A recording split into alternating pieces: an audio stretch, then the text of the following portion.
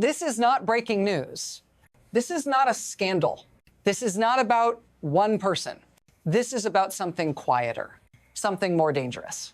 Because systems don't usually collapse when they're attacked. They collapse when they're exhausted, when every rule still exists on paper, but enforcement becomes optional. You are living inside a moment where an entire branch of power is asking a question it was never designed to ask out loud. What happens when compliance stops working? Not defiance in theory, defiance in practice, measured, repeated, documented. Nothing dramatic happened at first. No alarms. No emergency broadcasts, just warnings. Then more warnings, then consequences that didn't land. And when consequences stop landing, authority doesn't disappear. It drains. If you're still watching, that matters. Because what comes next isn't about law or politics. It's about whether a system built on restraint can survive someone who has none. Stay with me. We need to talk about what actually runs this system now. What actually controls a system like this isn't law. It's not votes. It's not even power. It's enforcement. Not the idea of it, the willingness to apply it when it becomes uncomfortable. For most of modern history, this system worked on an assumption that pressure would eventually produce compliance. That embarrassment would restrain behavior. That consequences, even delayed ones, would land. But that assumption only holds if the person on the receiving end needs the system. When someone no longer needs legitimacy, fines stop mattering. When someone no longer fears delay, process becomes a shield. When someone benefits from chaos, instability becomes leverage. At that point, institutions don't confront an enemy. They confront a mismatch. Rules designed for participation, applied to someone operating outside consent. That's when the system starts improvising. Quietly at first, procedurally, reluctantly, and when you see institutions begin to improvise, that's not strength. That's stress. Because the next shift didn't happen suddenly. It happened slowly enough that most people missed it. Here's the part that's hardest to see while it's happening. Nothing was overturned. Nothing was rewritten. No law was struck down. The system didn't change. Behavior did. Before court orders were treated as boundaries, they shaped what came next. They ended arguments. Now they're treated like friction, something to push against, something to test. Before, violation meant escalation. Escalation meant consequence. Consequence meant deterrence. Now, violation means warning. Warning means delay. Delay becomes strategy. That shift didn't announce itself. It normalized itself. Each time nothing happened, the bar moved. Each time enforcement hesitated, expectation adjusted. And slowly, a dangerous idea settled in. That authority is negotiable. That compliance is optional. That consequences are theoretical. This is how systems hollow out, not through rebellion, through repetition. And once repetition replaces restraint, the next moment is never abstract. It becomes concrete. It becomes visible. It becomes impossible to ignore. At a certain point, the system stops theorizing and starts recording. Not impressions, not intentions, evidence, time-stamped, archived. Repeated orders are issued, they are violated. Documented again and again, warnings follow. Then sanctions. Then sanctions that no longer alter behavior. 14 times in 3 months, not a mistake, not a misunderstanding, a pattern.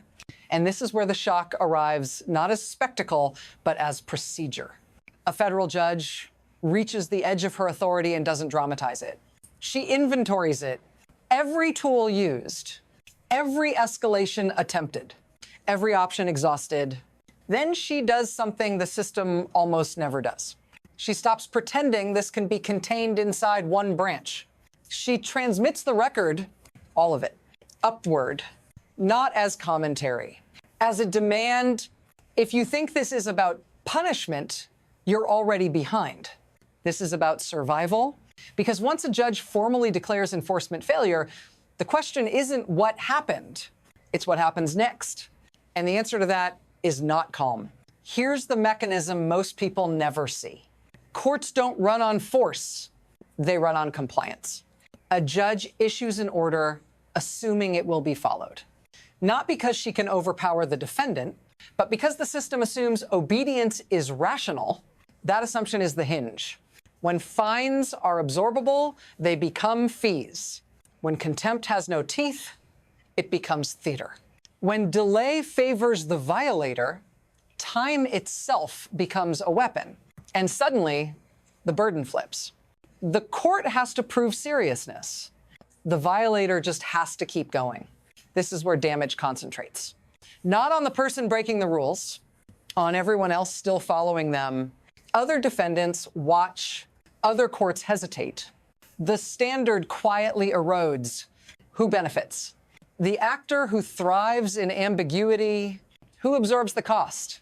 The institution that must pretend the rules still bind. And when pretending becomes policy, escalation isn't political, it's mechanical, because systems that can't enforce internally start exporting the problem outward. That's when law becomes referral. Referral becomes confrontation. And confrontation never stays contained. Everything accelerates once escalation becomes visible. Statements harden, language sharpens, signals get louder. Procedure compresses. What once took months now takes days, then hours. Votes are counted before they're announced. Security moves before explanations arrive. And the subject doesn't slow down, it doubles down. More statements, more violations, more noise. Every response creates evidence. Every denial adds weight. Every escalation narrows options. This is the paradox. The louder the resistance, the stronger the record becomes. Parallel tracks activate: legislative, judicial, criminal, none of them waiting, none of them coordinating, all of them moving. And suddenly, the question isn't whether accountability exists, it's whether it can move fast enough to outrun the damage. Because once systems begin racing themselves, the margin for error collapses. And the next phase doesn't announce itself, it hits. This is where it stops being abstract. Because while institutions argue about authority, you live with the consequences. You feel it in the tightening, in the uncertainty, in the constant sense that something isn't stable anymore. You're told to trust the process, but the process is visibly strained. You watch security expand, schedules change, plans get canceled. You start making small calculations, avoiding areas, delaying decisions, waiting for clarity that doesn't come. And that's the cost most systems never count. Not just faith, not just confidence, but behavior.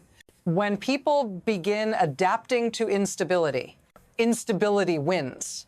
If you're still here, that's not passive.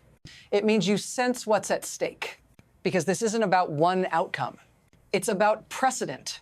Whether defiance becomes survivable, whether restraint becomes optional. If you want to understand what happens next, you have to stay through the uncomfortable part.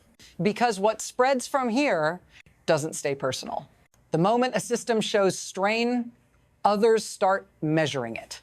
Allies watch quietly. Adversaries watch carefully.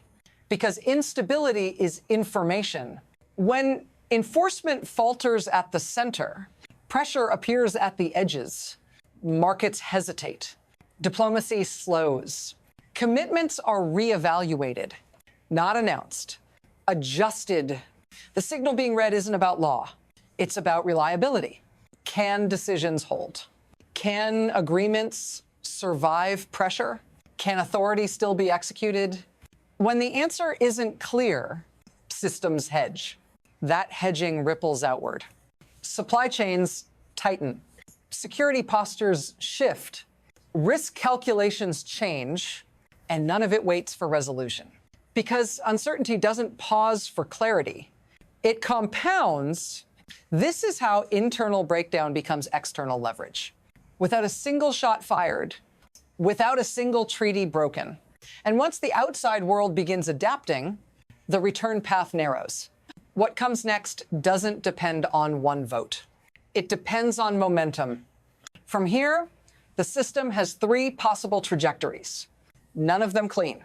None of them guaranteed. The first is adjustment. Institutions tighten. Boundaries are reasserted. Enforcement becomes visible again. Not dramatically, procedurally, enough to restore deterrence. The second is erosion. Process continues, but slower. Consequences exist, but late. Defiance survives just long enough to normalize. Authority remains on paper. Compliance becomes selective. The damage spreads quietly. The third is rupture. Escalation outpaces control. Parallel systems collide.